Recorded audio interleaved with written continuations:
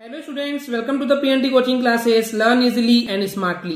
तो आज हम देखने वाले एक क्वेश्चन जिसमें बोला गया है explain how sexual reproduction give rise to more viable variations than asexual reproduction. How does this affect the evolution of those organisms that reproduce sexually.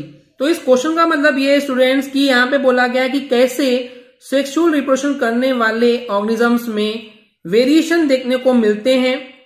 Viable यानी कि फिजिबल यानी कि योग्य, तो जो भी बेसिकली चेंजेस हमको देखने को मिलते हैं जो कि होते हैं वो सेक्सुअल रिप्रोडक्शन में किस तरीके से हमको दिखाई देते हैं। लेकिन वहीं पे जो चेंजेस हैं, जो वेरिएशन है, वो हमको असेक्सुअल रिप्रोडक्शन वाले ऑर्गेनिज्म में देखने को नहीं मिलता है। यानी कि स्टूडेंट्स ऐसे ऑर्गेनिज्म जो कि सेक्सुअल रिप्रोडक्शन करते हैं तो उनमें हमको वेरिएशन दिखाई देते हैं, लेकिन जो असेक्सुअल रिप्रोडक्शन करते हैं उनमें हमको चेंजेस दिखाई नहीं देते हैं, वेरिएशन देखने को नहीं मिलते हैं। और कैसे बेसिकली सेक्सुअल रिप्रोडक्शन करने वाले ऑर्गेनिज्म में इवोल्यूशन हमको देखने को मिलता है एंड इस इवोल्यूशन का किस तरीके से असर होता है वो हमको इस क्वेश्चन में समझना है।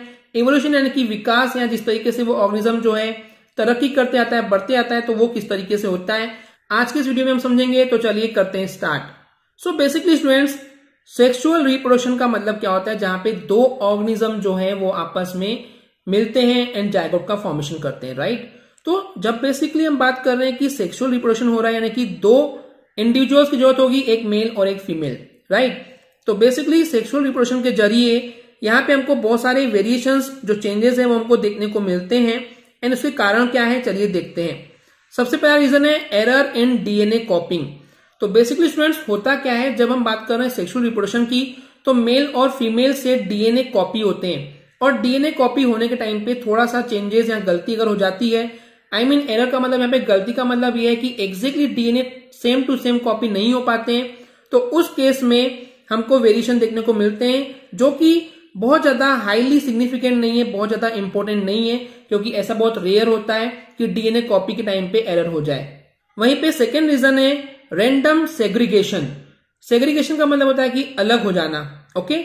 तो पैटर्नल एंड मैटरनल क्रोमोसोम्स यानी कि मेल और फीमेल के जो क्रोमोसोम है वो रेंडमली अलग हो जाते हैं, वो भी तब जब गैमिट का फॉर्मेशन होता है, यानी कि जब गैमिट बनते हैं, और गैमिट बनते हैं अलील से, वो हमने आपको ऑलरेडी पढ़ा चुके हैं पिछली वीडियो में। तो जब गैमिट बनते हैं तो गैमिट बनने के टाइम पे पैटर्नल और मैटरनल क्रोमोसोम जो है यानी कि मेल क्रोमोसोम और फीमेल क्रोमोसोम जो है वो रेंडमली अलग हो जाते हैं, तो उससे भी कहीं ना कहीं वेरिएशन देखने को मिलते हैं। थर्ड रीजन है कि जब गैमेट का फॉर्मेशन होता है तो उस कंडीशन में होमोलोगस यानी कि एक जैसे क्रोमोसोम्स के बीच में जेनेटिक मटेरियल एक्सचेंज हो जाते हैं, तो जेनेटिक मटेरियल के एक्सचेंज हो जाने की वजह से भी वेरिएशन जो है वो हमको देखने को मिलते हैं। And the last reason is कि ऑर्गेनिजम्स में जनरेशन बाय जनरेशन, एक जनरेशन के बाद दूसरी जनरेशन में जनरली में देखें कि वेरिएशन जो है वो अक्यूमुलेट होते हैं, जो चेंजेस हैं वो हमको देखने को मिलते हैं, वो भी उन ऑर्गेनिज्म के लिए जो कि सेक्सुअल रिप्रोडक्शन करते हैं। पर ये किस तरीके से वेरिएशन आते हैं, तो इसके लिए आंसर है, तो इसके लिए रीजन है कि selection by nature created wide diversity, यानी कि जब दो ऑर्गेनिज्म आपस में मिलते हैं और उसके बाद कुछ नए वेरिएशंस जो हैं उनको नए स्पेसीज में देखने को मिलते हैं, जिसको हम बोलते हैं सिलेक्शन बाय नेचर, जिससे कि बहुत सारे डाइवर्सिटी यानी कि विविधता, अलगाव यानी कि डिफरेंट चीजें जो है हमको नए नए चीजें ऑफस्प्रिंग में देखने को मिलते हैं। तो बेसिकली ये जो वेरिएशन आते हैं वो कहीं ना कहीं सिलेक्शन बाय नेचर की वजह से होता है, जो कि उन ऑर्गेनिज्म में देखने को मिलता है जो कि सेक्सुअल रिप्रोडक्शन करते हैं। तो ये तो बात हो गई स्टूडेंट्स सेक्सुअल रिप्रोडक्शन के केस में। चलिए बात करते हैं जब असेक्सुअल रिप्रोडक्शन होगा तो वेरिएशन नहीं होते हैं या बहुत कम होते हैं, वो क्यों, चलिए समझते हैं। तो असेक्सुअल रिप्रोडक्शन के केस में बहुत ही कम या बहुत ही छोटे, मतलब कि बहुत ही कम चेंजेस देखने को मिलते हैं, क्योंकि वहां पे डीएनए कॉपी के टाइम पे जो है वहां पे एरर बहुत कम होने को मिलती है, यानी कि डीएनए कॉपी जो है वो प्रोजेनी में चले जाते हैं।